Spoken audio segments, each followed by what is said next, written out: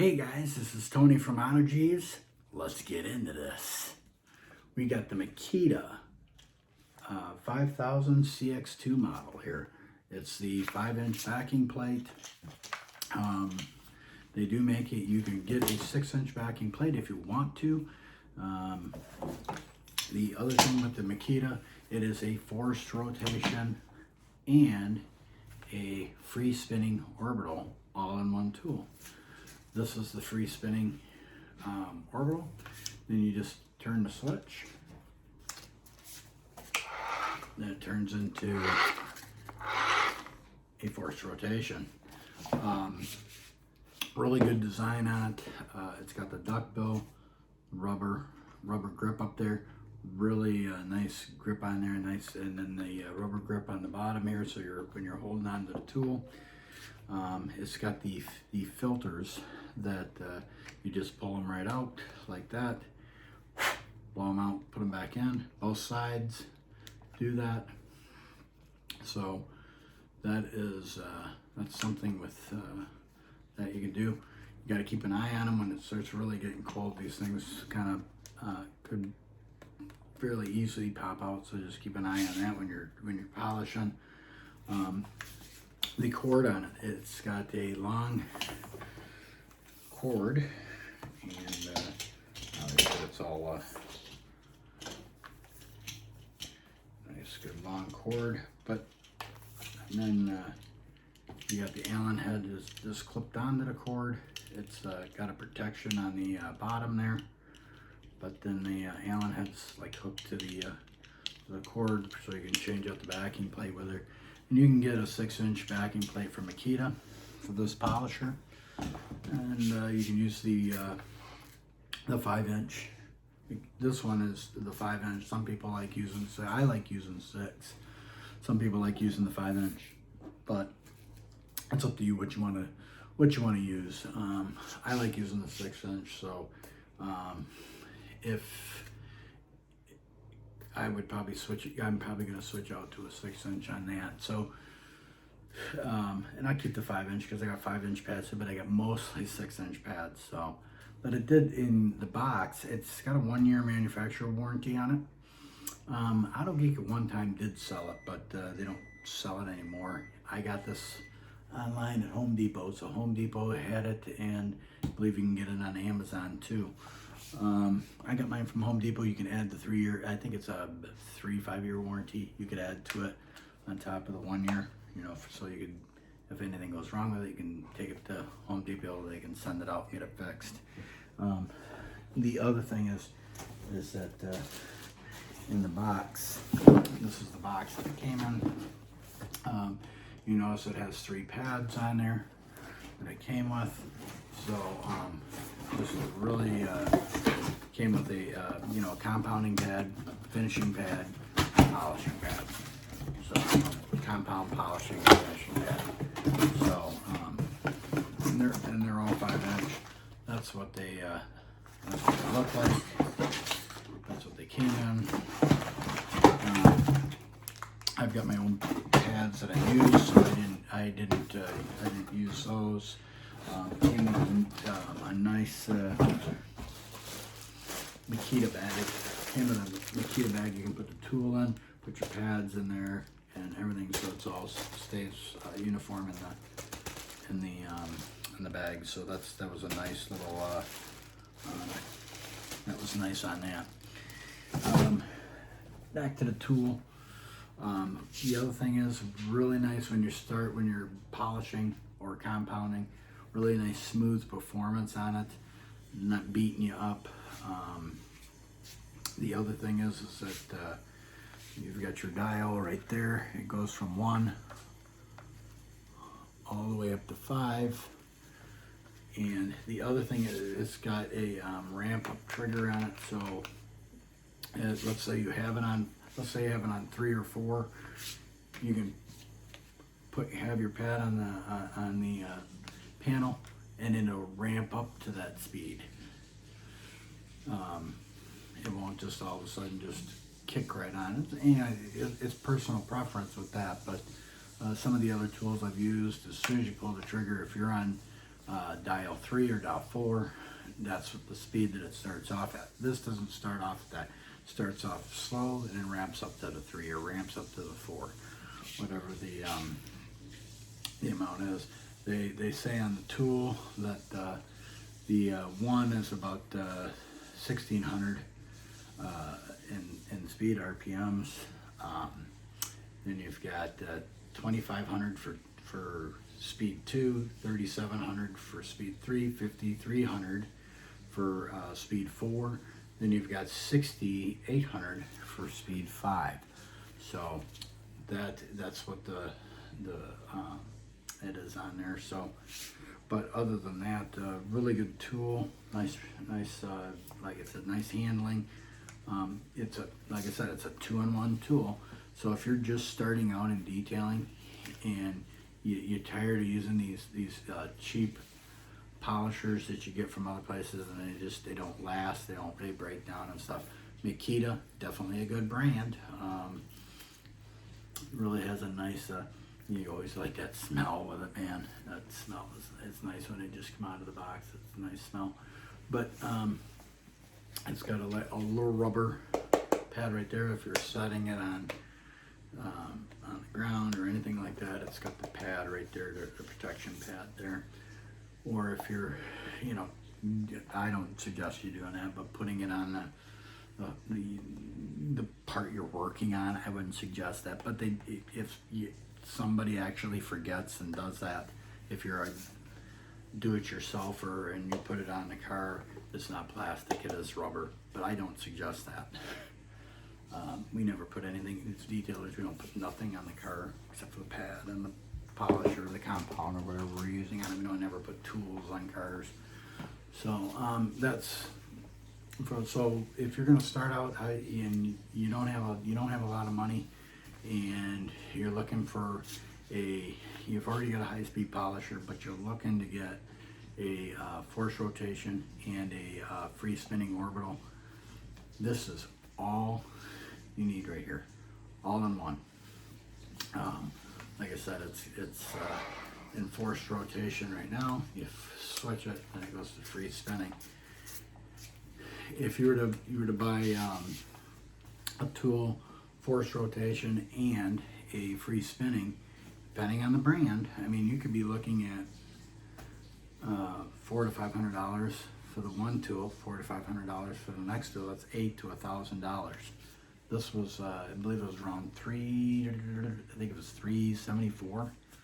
Don't quote me on it, but I think it was pretty good, close to $4 by the time you're all said and done. But you're getting two tools in one. You're getting the forced rotation and switch. You're getting the free spin. You're getting the Makita bag to put the tool in to protect it. You're getting three pads with it. You're getting a compounding pad, a polishing pad, and a finishing pad on the kit. I didn't use it because I already have all the pads that I use, and depending on the job it is, depending on the car, everything plays a part in that of what I use. But yeah, this has been a pretty good car, a pretty good polisher. It's been held up pretty good. I've done quite a few cars with this polisher, and it's been really good. But so yeah, pretty close to the end of the review here. If you guys have any questions, then feel free to ask. I'll try to answer them in the comment section. But yeah, it's been a really good tool. So if you guys are looking for something that's a 2-in-1, I would suggest the Makita PO5000cx2. I mean, it's